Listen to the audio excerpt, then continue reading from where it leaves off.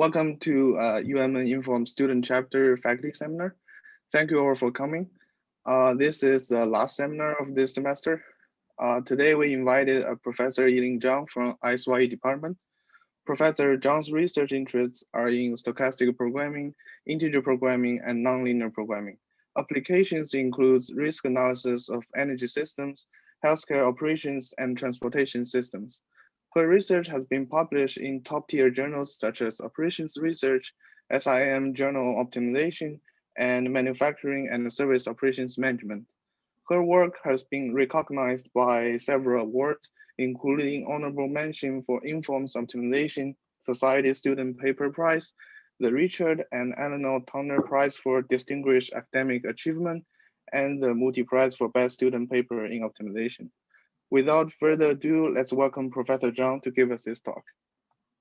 Yeah, thank you, Kankan, for this nice introduction. And also thanks for the Inform Student Chapter for organizing this faculty seminar series.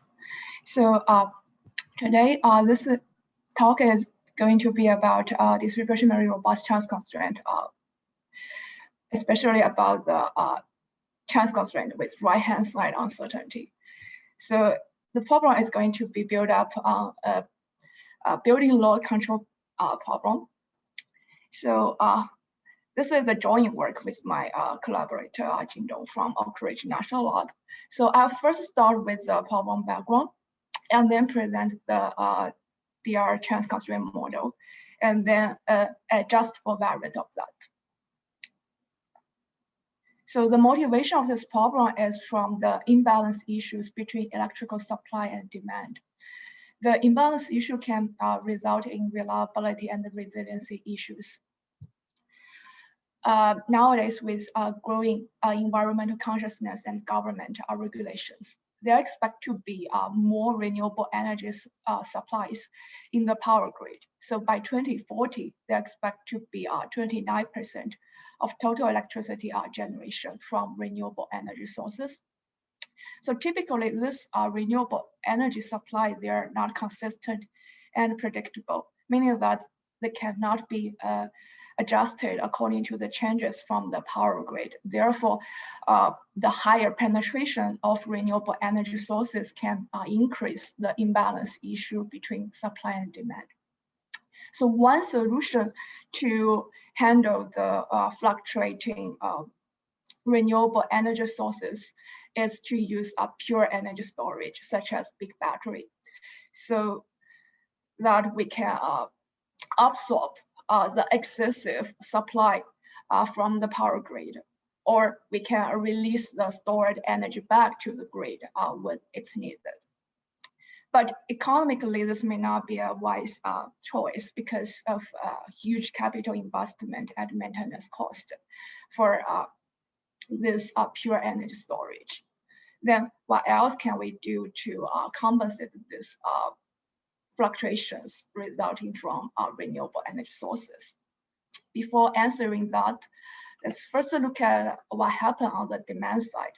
So this is a pie chart of the US electricity consumption by sector. We can see almost 3/4 of the electricity consumption is from the building operations. So every year there are about $410 billion spent on these building operations. So what are these building operations? They are lighting, heating, cooling, equipment, and other devices used in the buildings. So typically, this type of building load, they act autonomously without any coordination from the demand side or from the grid. But recent years, with advanced development of smart sensoring, metering, and control technology, so this flexible building load, they can be grid responsive, meaning that they can be viewed as a virtual storage resources to help the grid services. So in other words, they can be viewed as like virtual battery, so that it can help to compensate the fluctuating renewable energy resources. On the other hand, these virtual storage resources generate new value streams for building owners due to more efficient use of electricity. So research has shown that by only 8% reduction from the water heating and air conditioning, which still maintain the indoor temperature comfort for the customer, can help saving 10 to 40% on customers' bills.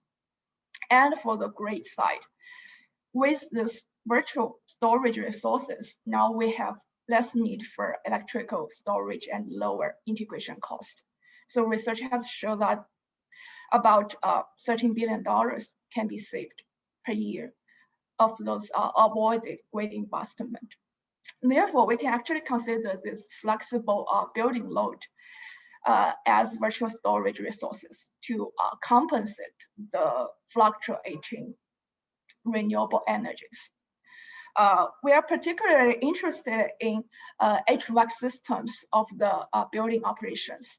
So these systems are mainly for heating, ventilating, and air conditioning. So the main purpose of the HVAC system is to provide thermal comfort and acceptable indoor air quality. They consist of 44%, almost a half of the building operations. So the goal of this work is to coordinate HVAC fleet to track local solar PV power generation while maintaining the thermal comfort. So this is a background of this problem. And next, I will show the stochastic models. So if you have any question, feel free to stop me. So for this system, we consider NS HVAC systems. And for each system, we have a binary decision. We want to decide whether we turn on or we turn off the systems. So when we turn on the system, there happen a PJ electricity consumption of the systems. And also we have a system state variable for each system. So in this problem setting, this system state is the indoor temperature. So indoor temperature is a function of the binary decision variable UJ. And also it's a function of outdoor temperature. In initial indoor temperature, the solar irradiance. So all these parameters are known to us. This can be viewed as a linear function of the binary decision variable here. The objective here is to minimize the total cost of temperature difference from the reference point. So this can be, say, 24 degrees Celsius. And at the same time, we want to minimize the total number of switch times. So in this problem, we assume the PV generation is random, and we know the probability distribution of the PV generation. Therefore, we can employ a chance constraint to require the probability of consuming the PV generation. So on the left-hand side is a total HVAC load from this system. So we want to ensure the probability of having the total HVAC load consuming the solar PV generation to be at least 1 minus alpha. So 1 minus alpha is a risk level, which is predetermined based on the decision maker's preference. So usually we would prefer a small value for alpha, say 5%, so that we can ensure this constraint is satisfied with 95% probability. And the next constraint ensures the resulting indoor temperature is within the indoor temperature band. So here is an example of a comfort temperature band. So this problem is nonlinear, but we can see the nonlinear term is objective. This absolute value term, right? It can be linearized easily by introducing an auxiliary variable.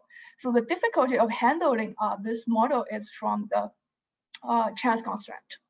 So one way is to approximate it using the sample average approximation, where we generate a series of IID samples. So we can represent this probability as some as the summation of those samples.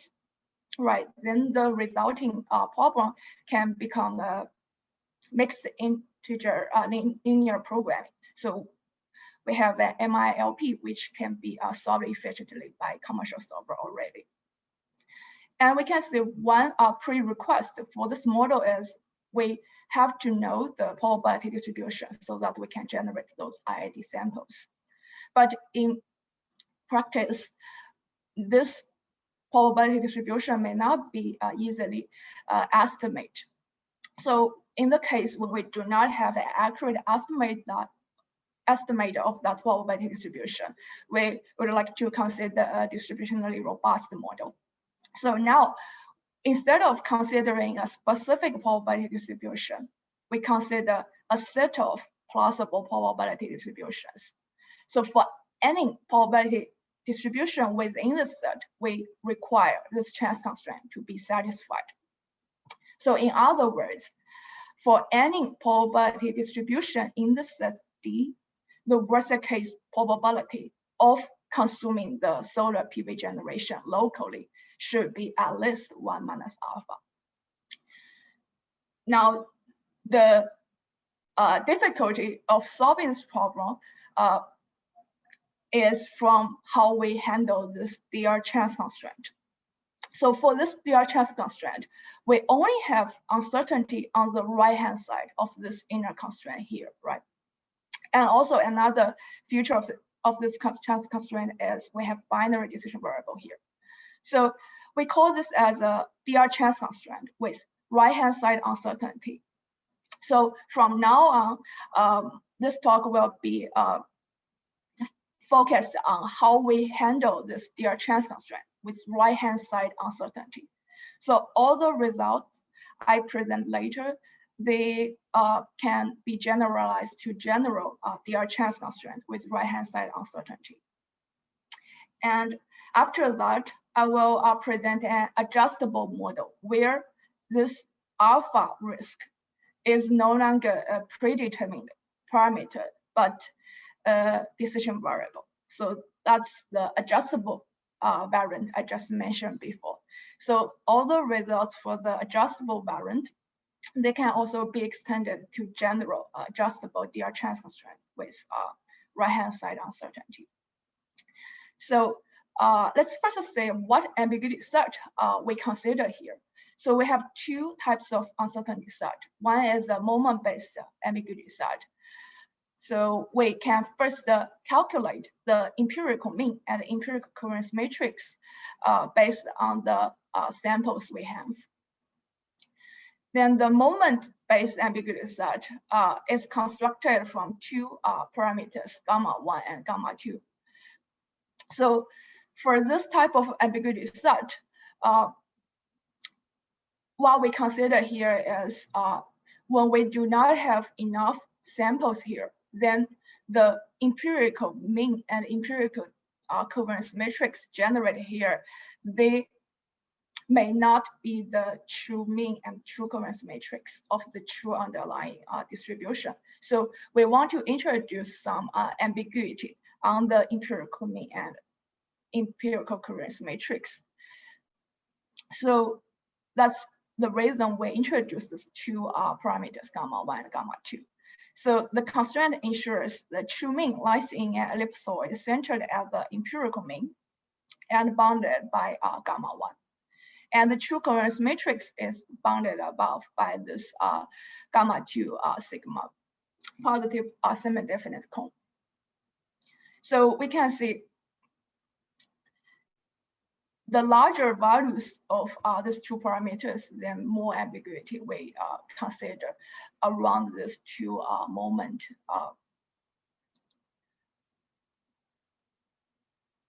Another ambiguity set we consider here is Wasserstein ambiguity set. So using the samples, we can calculate the discrete empirical distribution.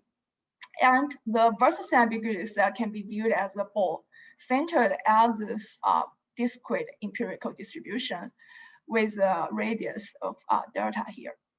So in an extreme case, if we have delta to be 0, then this Wasserstein ball only contains the singleton of the discrete empirical distribution. So an intuitive understanding of the Wasserstein distance can be considered as the work you have to make to move all the mass from one distribution to another distribution. So let's first consider the DR-trans constraint with the moment-based ambiguity set. So according to our previous result, this DR-trans constraint is equivalent to a linear constraint here. So we can say on the left-hand side, we have the total HVAC load. And instead of having the uncertain P-wave generation on the right-hand side, now we consider the empirical mean plus a coefficient multiplied by the empirical standard deviation here. So this coefficient omega depends on the values of gamma 1, gamma 2, and the risk level alpha. So before you solve the DR-trans constraint model, you can replace this DR-trans constraint with this linear constraint. Then we obtain an MILP reformulation for this moment-based ambiguity set. Next, let's look at the Wasserstein ambiguity set. For this DR-trans constraint, according to the result of Chen et al. And Shi, this DR-trans constraint is equivalent to this set of nonlinear constraint. So here we introduce auxiliary variable Zn for each sample n and an auxiliary variable gamma. So if you're familiar with conditional value at risk, so CVAR, you can see this is actually the CVAR of this max function here.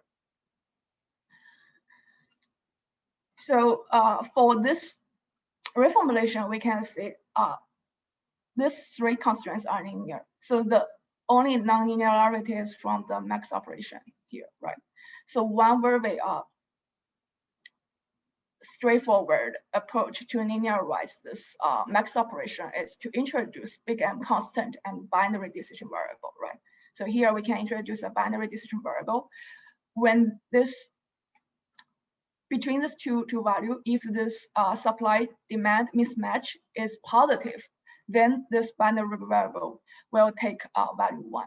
Otherwise, this binary variable will take value 0. So with this type of reformulation, again, we have an MILP reformulation for the Wasserstein ambiguity set case.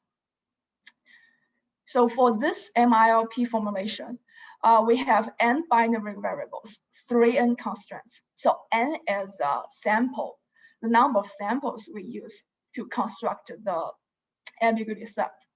So when the sample size grows large, we can see this problem can become computationally challenging. So next, we want to derive a stronger MILP2 reformulation with alpha and binary variables and 2 alpha and constraints. So recall alpha is a risk level. We want to ensure the trans constraint to be satisfied with 1 minus alpha, right? So if alpha takes a very small value, we can see the total number of variables and constraints much fewer than the MILP1 formulation. So the derivation of this stronger MILP2 formulation is based on the CVAR interpretation I just mentioned. So this CVAR interpretation was pointed out by Shi and also by Chen and all before. Recently, Hong Nguyen, they also work on a stronger MILP reformulation for the DR-trans constraint from the CVAR perspective. So the main difference between our formulation and their formulation is we work on the dual perspective of CVAR interpretation. So later in the computational results, we will have a comparison between our model and also their formulation. So before getting into the results, let's first sort all the samples we have in a decreasing order, and we can obtain this index permutation. Further, we denote PV0 as a summation of PL. So this means the total HVAC load can be provided if we turn on all the HVAC systems. We have a very mild assumption where we require PPV0 is larger than PPVN. So it means when we turn on all the HVAC units, the total HVAC load should be larger than the smallest sample we have here for the PV generation. So under this mild assumption, then we have this set of linear constraints are equivalent to the DRCC constraint under Wasserstein ambiguity set. So in this set of constraints, we can see we have binary decision variable HN. We have k plus 1 of such binary variables, where k is alpha and it can be viewed as a quantile point. So then how we derive this set of results? So I provide a proof sketch here. So this is a set of nonlinear constraints based on the silver interpretation as we just saw before. So the only thing I change here is I denote an auxiliary variable an here equals to the max between the supply-demand mismatch and 0. So we know the DRCC constraint is satisfied if and only if this set of constraints are satisfied. So in other words, if we're able to find Zn and gamma, which makes the set of constraints satisfied, then the DRCC constraint is satisfied, right? So alternatively, we can consider to construct an optimization problem based on this set of constraints. So we can view the left-hand side of the first constraint as objective and other constraints here for the feasible region of this problem.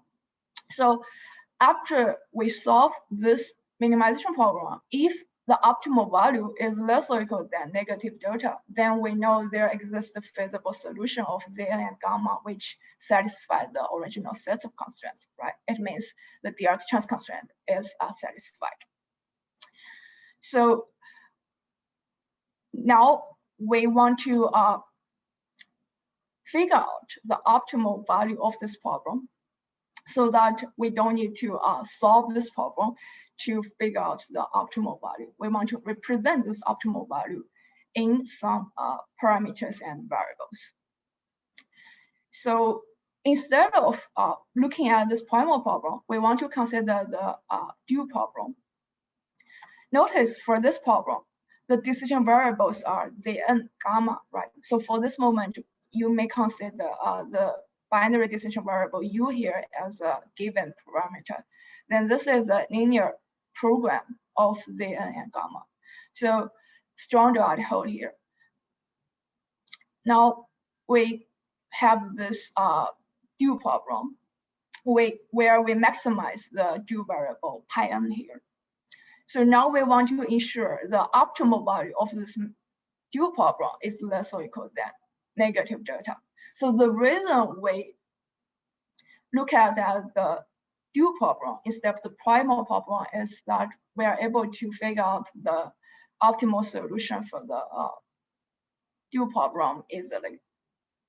So for this problem, if we look at this constraint,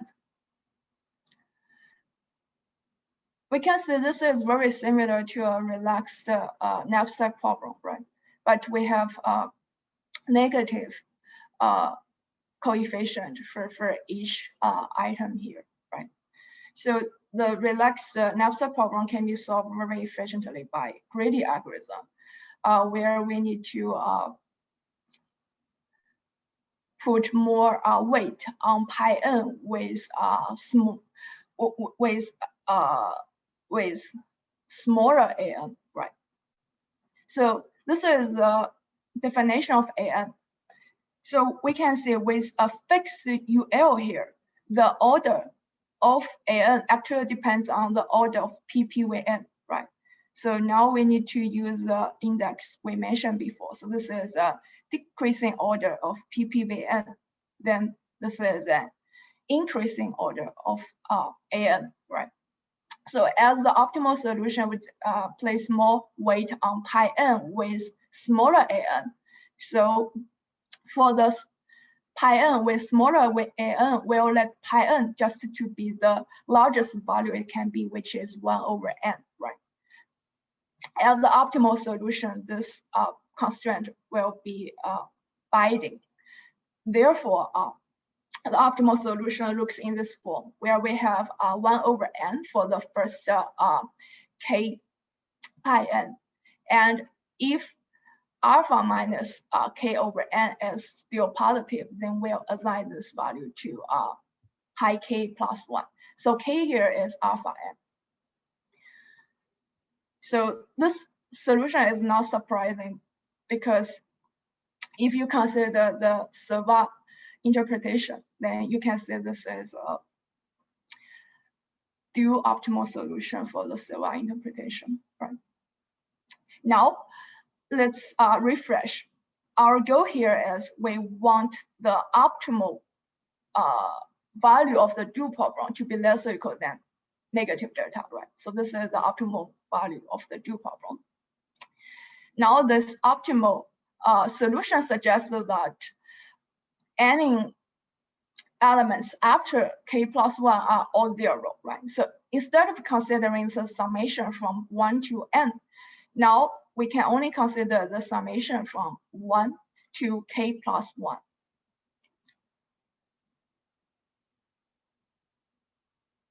So the DRCC constraint is satisfied if and only if this constraint is satisfied, right? So recall this is the definition of AN. Now we can see we still have this nonlinear term of this max operation here. So the same trick to deal with this nonlinear term, we introduce binary variables and big M constant to linearize this nonlinear term. So then we end up with MILP sets of constraints as we just saw. So this is a key idea of how we obtain that result. And this formulation can be further strengthened if we look into more detail of the solution structures. So we can actually specify AK plus N as the supply and demand mismatch. And also we can identify the set of valid inequalities for the MILP2 formulation. So the key idea here is, let's first recall what we have known so far. So this is the constraint we obtained before. And we know that all the pi n before k plus 1 are positive, right? And after k plus 1, they are all zeros. And AN is defined in this way. And we have this decreasing order of PP with n. So this is an increasing order of AN, right? Now, if we're giving a solution of U here, we can see the optimal solution of AN should be in this pattern. So the first few elements of AN are all zeros. And then starting from some index, we have positive value for AN, right? So we denote this critical index as J. Then we claim that this set of inequalities are valid for the MILP formulation, because so the HN will be value 1 if this supply-demand mismatch is positive, if and only if this supply-demand mismatch is positive. Otherwise, AN will be 0, right? So if we look at this solution structure, we can see in the optimal solution, we would have zeros for the first few HN, right? And after index J, we'll have N ought to be 1. Therefore, this type of constraints are feasible for the optimal solution. And we can further figure out the value of AK plus 1, because we must have this critical index J is no more than K plus 1. Because if J is larger than K plus 1, right, Then what happened here, if we look at this summation, so if J is larger than K plus 1, then all the index from 1 to K plus 1,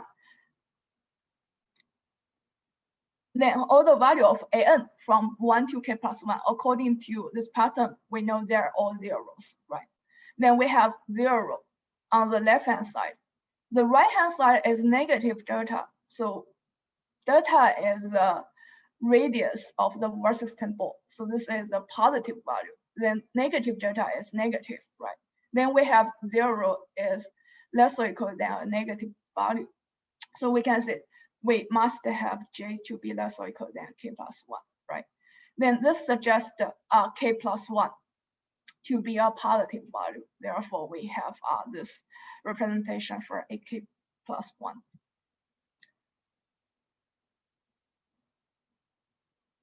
All right, so now we'll switch the gear to the adjustable variant, as I just mentioned, right? So now instead of having a fixed parameter alpha, we consider it as a decision variable. But at the same time, we penalize say alpha in the objective. So if the penalty cost is large, then the optimal solution tends to choose a smaller value for alpha. So this type of formulation can help us better balance the risk and total cost. And it has been implemented in many other programs. So we have some examples of the power systems, flexible ramping capacity problem, power dispatch problem, and also in other applications date back to very earlier, 1967, people have considered this in mental melting problems and also portfolio optimization and humanitarian relief network design problems. So now we will focus on this adjustable DRCC constraint with right-hand side uncertainty. So I will provide a very high-level results for this due to the constraint of time. So we also consider the two ambiguity sets we mentioned before. For the moment-based ambiguity set, the adjustable variant can be reformulated into two second-order Cohn programs under two cases, depending on whether alpha is larger than the ratio of gamma 1 and gamma 2. So to solve the adjustable chance constraint on the moment-based ambiguity set now is equivalent to solving the two SOCPs and then comparing the optimal value of them. So we selected the one with smaller optimal value as optimal solution. For Wasserstein ambiguity set, if we develop the formulation based on the MILP1, then we'll have an MILP reformulation with big M constant. But if we utilize the right-hand side uncertainty structure as we did for the CVAR interpretation, we can obtain a big M-free reformulation. Okay, so now let's get into the computational studies. So in the computation study, we consider 100 identical buildings, one central coordinator that collects total PV generation. And we consider 53 time periods from 8:20 in the morning to 5 p.m. in the afternoon. So notice the problem I talked before, there for the single time period. So in order to solve this 53 time periods model, we need an initial room temperature at 8:20 in the morning.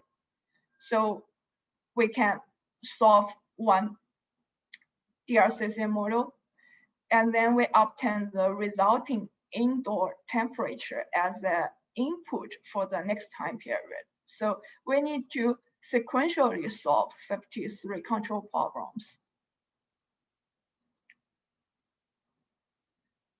Okay, so here we have 3 models so far. The stochastic chance constraint model, DRCC under moment-based ambiguity set, and DRCC under Wasserstein ambiguity set. So all of them admit MILP reformulation. Specifically for DRCCW, we have 2 MILP reformulation. So one is the basic one derived from a very straightforward method to linearize the max operation. And the second one is the one with fewer variables and constraints. We benchmark these 2 MILP2 with MILP reformulation I mentioned before from Hong Nguyen. So they derive the result from the severe primal perspective. This is the plot of the PV output data. So we consider 2 typical days, a sunny day and a cloudy day. So this is the solar PV output throughout the daytime. So to solve the models, we need to generate in-sample data. So we generate them by adding uniform noise added on these nominal values. After we obtain the solutions from the model, we then plug this solution in out of sample data to see their performance. So here we consider 1,000 sample points generated from the same distribution here. So let's first look at it as a comparison of CPU time and optimality gaps.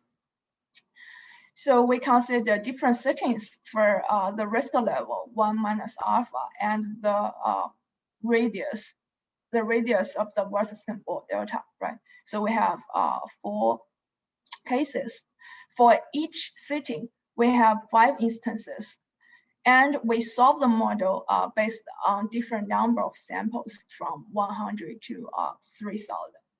So for each approach, we report the total CPU time. So the CPU time here is the total CPU time of solving 53 time periods.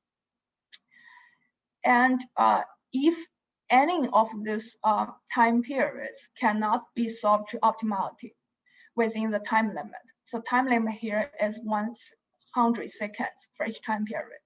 Then in the paraphrase, we list the number of time periods when we cannot solve the model to optimality. And then we show the average optimality gap. So now we can see, in general, MILP1 is pretty slow compared to the results from Hong Nguyen and the results from our MILP2 model.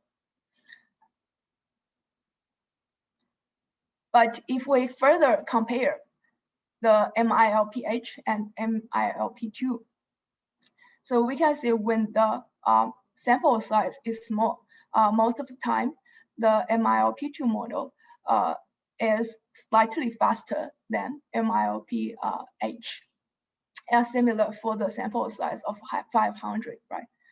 Therefore, we just decide to increase the sample size for MILPH and MILP2 more here. Now we can see sometimes MILP2 model is faster than MILPH, but sometimes the other way. So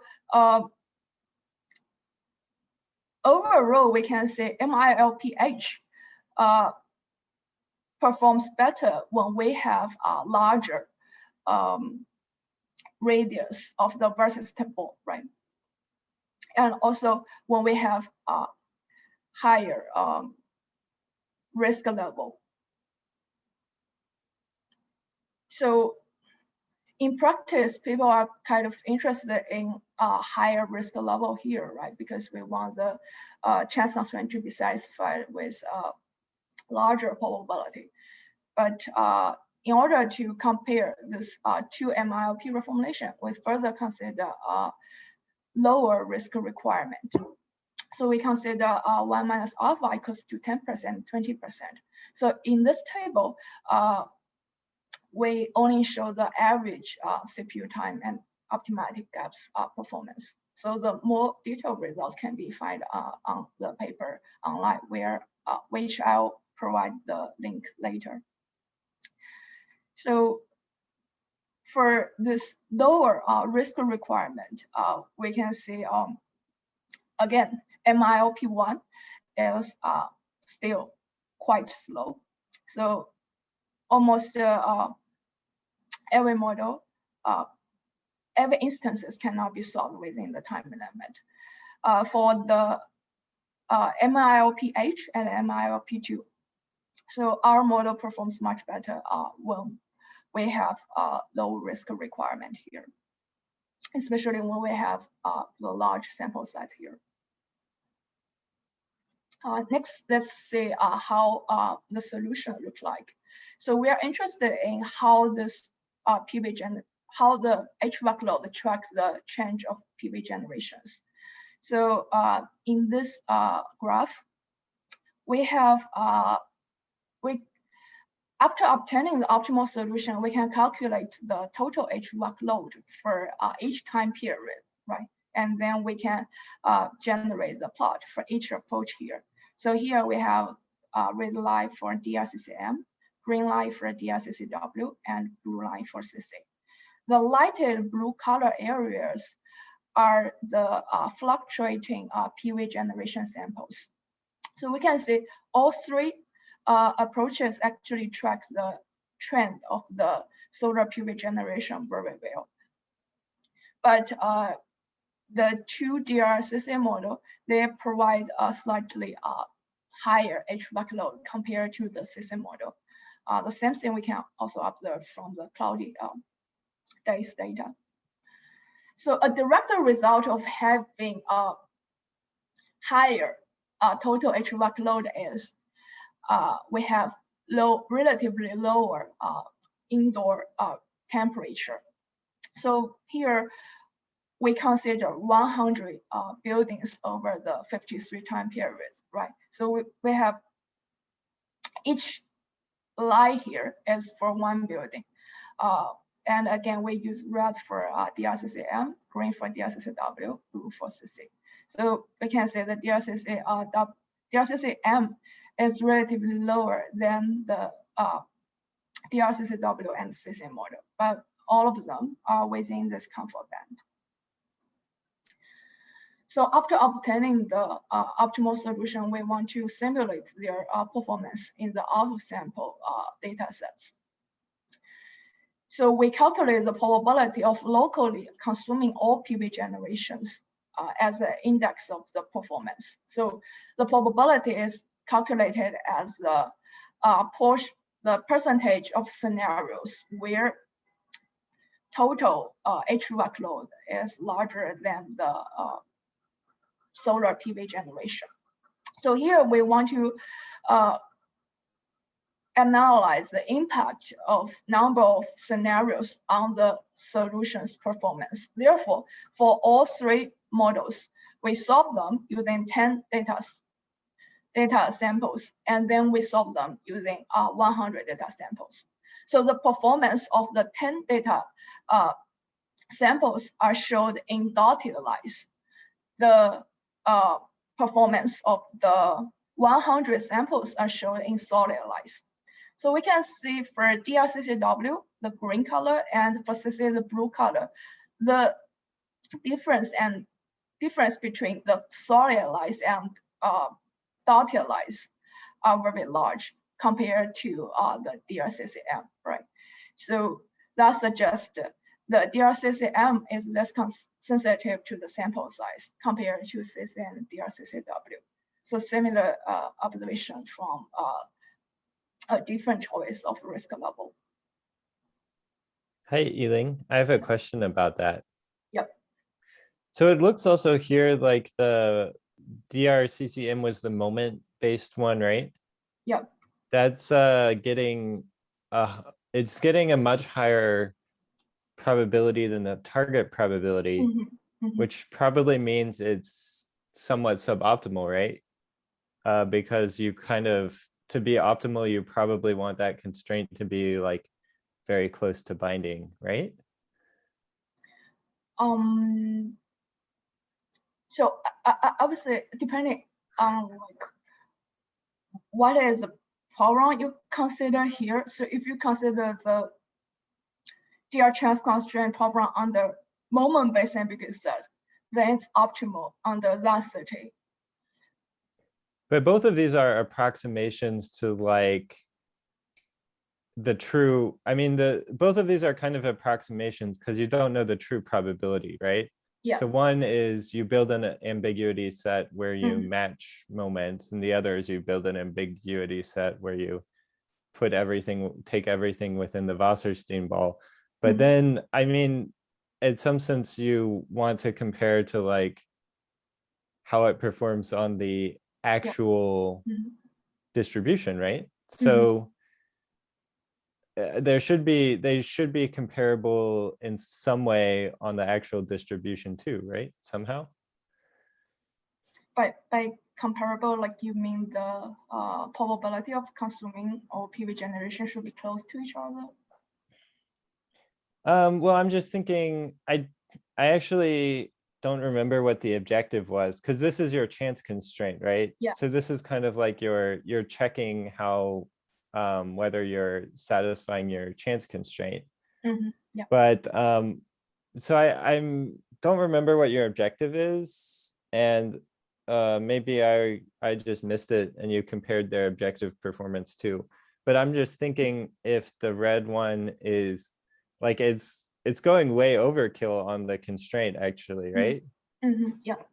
Instead of satisfying at 50%, it's satisfying at 90%. And I'm just thinking it looks like it's kind of over, it's being over conservative, which I'm guessing should impact the objective. Yeah, that's a good point. So as we can see, we want the chance constraint to be satisfied at 50%, right? So as you mentioned, the DRCCM, they kind of over quantified for this requirement. But however, for the DRCCW and CC, right? So if we consider like 100 samples, they are more closer to the requirement we want to have here. So I think there are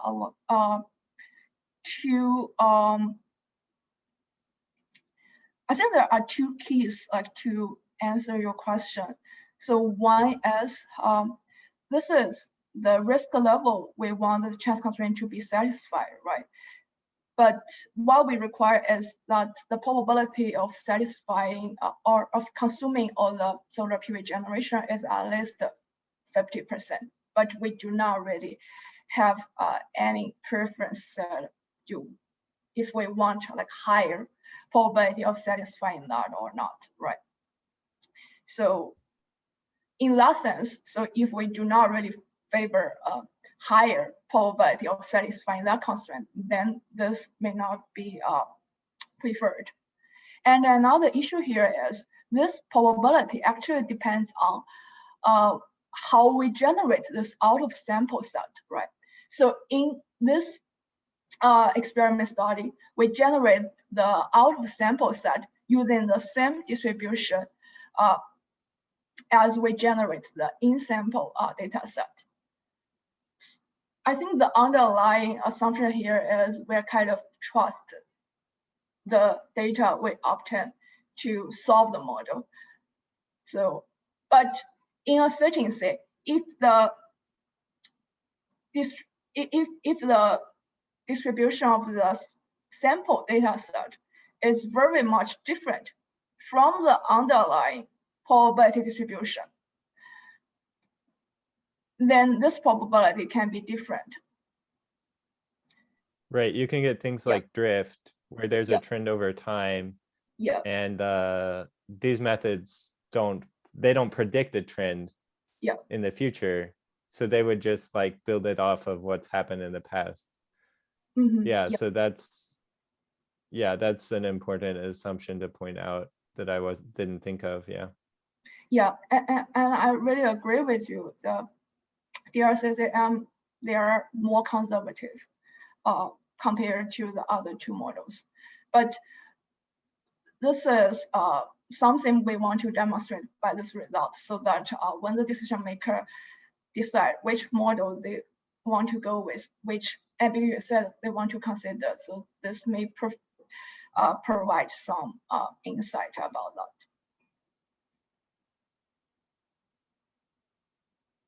Yeah, thanks for taking that question. Yeah, thanks for that very great question. And that's something we are trying to demonstrate here.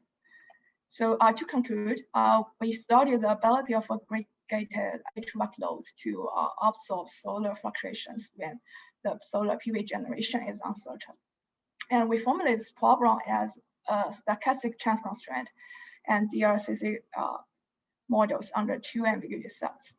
We provide tractable reformulations for DRCC and DRCC adjustable models. And the results can be applied to generate a binary individual chance constraint with right-hand side uncertainty. So the computational experiments show the computational efficiency of the derived formulations and solution details and tracking performance of the DRCC models.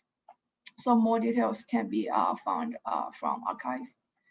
So, and thank you all for attending. I'm very happy to take any questions or comments and suggestions here.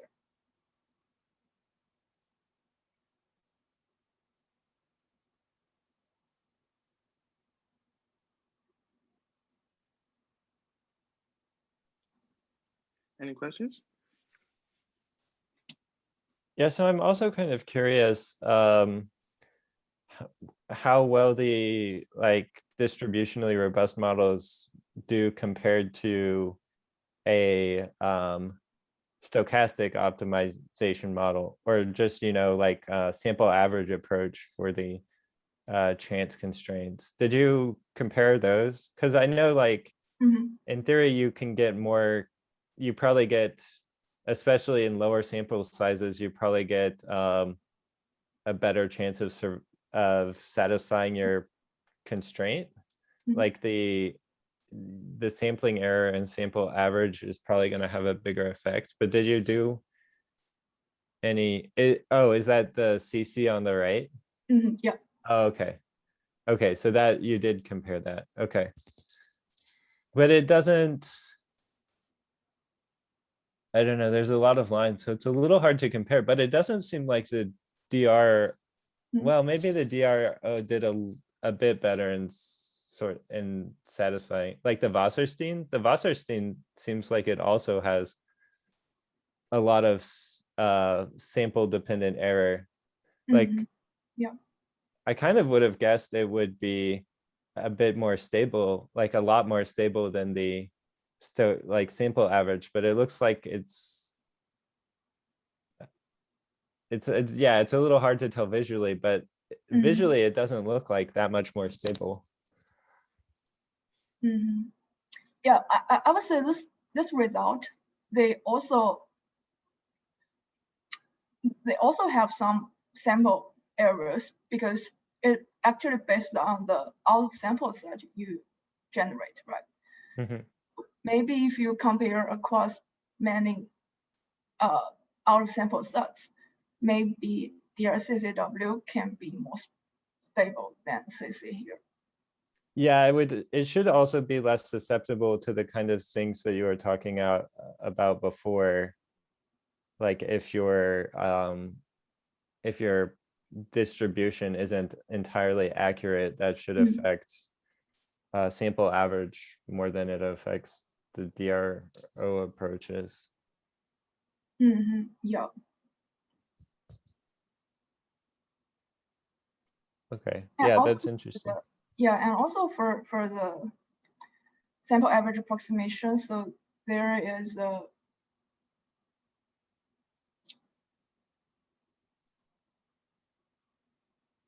also this, because we use sample average approximation here, right? So there is a negative bias, right, in terms of the optimal solution. However, for the DRCCM and DRCCW, we actually have the exact approach to solve them. So I think that may generate some error terms for the solution from the stochastic chance constraint approach here? Well, there's a negative bias in terms of the estimated objective. Yeah. But I'm not sure there's a bias in terms of, like, if you take your optimal solution from your sample average. Mm-hmm. I'm not sure exactly whether there's a consistent bias or what the bias is for like the expected value of that solution. Like definitely if you like solve your sample average approximation and just report that objective value, that's biased. Yeah. But in terms of the performance of the chance constraint, of the, like if you take your solution and you look at out of sample performance, I'm not sure that that is biased. Well, I guess it has to be suboptimal in some sense. Like it has, because like the best you can do is the optimal. So its expected performance has to be worse than optimal. But yeah, in terms, yeah, I'm not sure how the bias affects the chance. I'm not sure how that affects how it interacts with the chance constraint.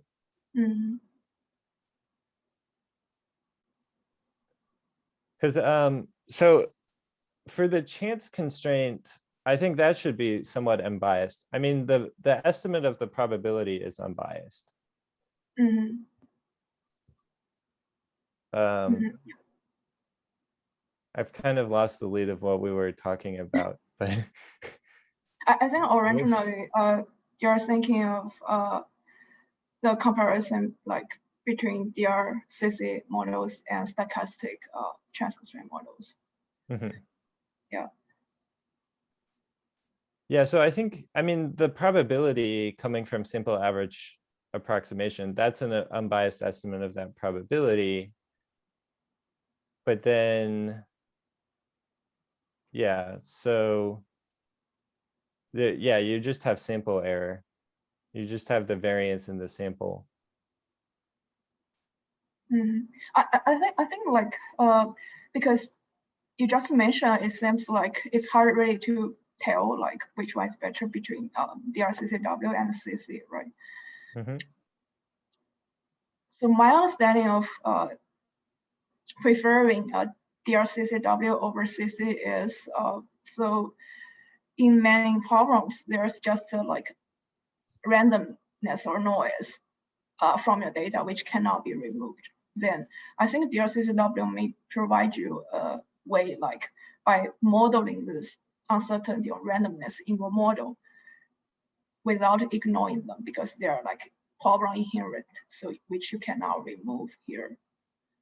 Yeah, I understand the philosophy. I'm just always curious to see how much it actually happens in practice. Yeah, I think like because previously most of my work is based on moment-based ambiguity research, so I'm also learning the probabilities of Wasserstein ambiguity right now. Yeah, I think the performance of the DRCC moment-based model is very like obvious compared to the other two. So when the sample size is small, they can still like guarantee a very good performance here. So I think this model could be like preferred when there's like fewer samples available. But I guess the Wasserstein, it's also somewhat sensitive to like how you set the distance in that, right? So I think if you set the distance larger, it would go to something more conservative as well. Yeah. Right? Yeah. Yeah, I think another thing, although I didn't find it in my computation because I solved like 53 problems sequentially, but in Hong Nguyen and shared all, they find that when you set the sigma to smaller value, that means the the Wasserstein ball is more close to the discrete empirical distribution, right? Then the resulting MILP may suffer from computational inefficiency, because when I don't see what's the reason for that. I don't the that. reason for that is if you consider the sample average approximation just from the trans-constraint model, right? So the feasible region described by the trans-constraint, most of the time they're like non-convex. So one motivation for people to consider the DR trans-constraint is because they can provide tractable convex reformulation.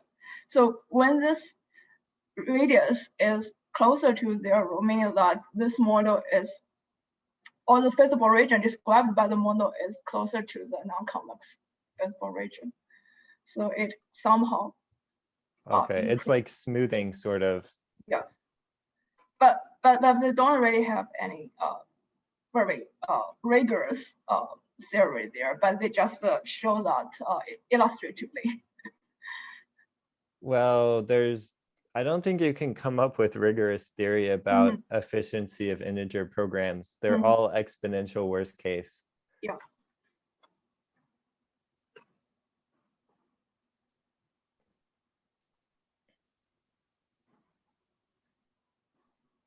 Yeah, thanks for the answers. That's helpful. Yeah, thank you for your question. All very good questions.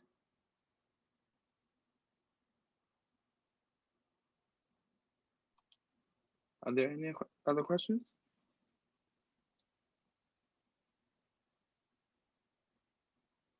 Oh, if no, let's thank Professor Zhang for this talk. All right, thank you all for coming. Thank you. Friday afternoon.